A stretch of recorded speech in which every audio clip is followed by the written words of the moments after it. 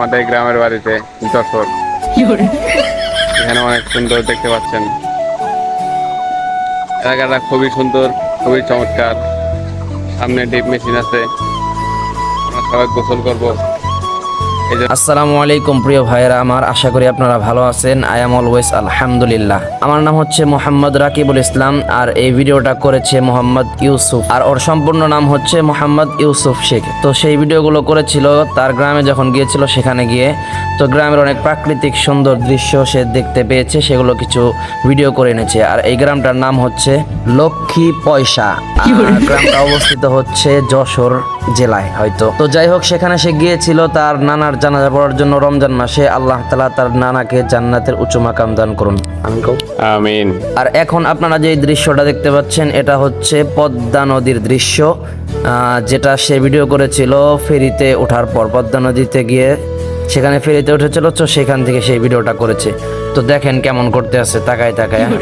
এরপরে কি পিছনের দিকে দেখেন, ওর দিকে তাকাইলে আপনারা ভয় পাবেন, ও যেমন করে তাকায় রয়েছে। তো যাই হোক, সামনের ক্যামেরা দিয়ে এভাবে আপনারা দীর্ঘক্ষণ দেখলে হয়তো ভয় পেয়ে হার্ট অ্যাটাক করবেন। আপনাদেরকে পিছনের ক্যামেরা দিয়ে সুন্দর দৃশ্যগুলো দেখাই একটু। তো এটা খুব বেশি দেখার কিছু নাই, কারণ এত বেশি ক্লিয়ার হয় না এই ভিডিওটা। মনের শখ ছিল তাই ভিডিওটা করেছিল। তো আপনারা সুন্দর দেখতেই পাচ্ছেন, চারিদিকে শুধু পদ্মা নদীর পানি আর পানি। কষ্ট করলে কেষ্ট মেলে, এই কথাটা বলেছিল আমাকে আমার নানি।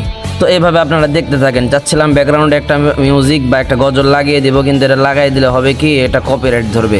তো মিউজিক লাগানোর দরকার নাই, আমি তো আছি এখানে, সমস্যা নাই। তো এই পানি দেখে আমার একটা সুন্দর গজল মনে পড়লো। কোল নাই কিনার নাই, নাই দরিয়ায় পানি,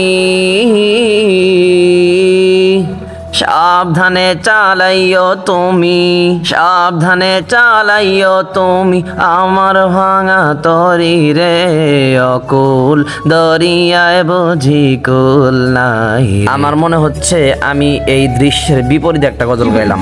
এই দৃশ্যে তো পানির অভাব নাই, আর আমি গাইলাম কি, কোল নাই কিনার নাই, নাইকা দরিয়ায় পানিতে পানির অভাব নাই। আমি কি গাইলাম এখন বলে দিলে। আচ্ছা যাই হোক, আপনারা অনেকক্ষণ পানি দেখলেন। পানি দেখতে দেখতে আজ তুহে পানি পানি দিলবে সানি সানি। এখন আপনারা দেখবেন একটু রাস্তা দেখেন। সে যেহেতু কষ্ট করে ভিডিও করছে, ভিডিও কোনোটা ক্লিপ বাদ দেওয়া যাবে না। আশা করি পূর্বে গাওয়া আমার গজলটা কপিরাইট ধরবে না। তো এখন আপনারা একটু রাস্তাটা দেখেন। সে রাস্তাটা ভিডিও করেছিল খুব সুন্দরভাবে। এখন রাস্তা এভাবে দেখলে তো আপনাদের কোনো কাজ হবে না। তো রাস্তা দেখতে দেখতে আপনারা একটা সুন্দর হাদিস শুনেন, এই ভিডিওটা যে করেছে সেই ক্রিয়েটরের কাছ থেকে।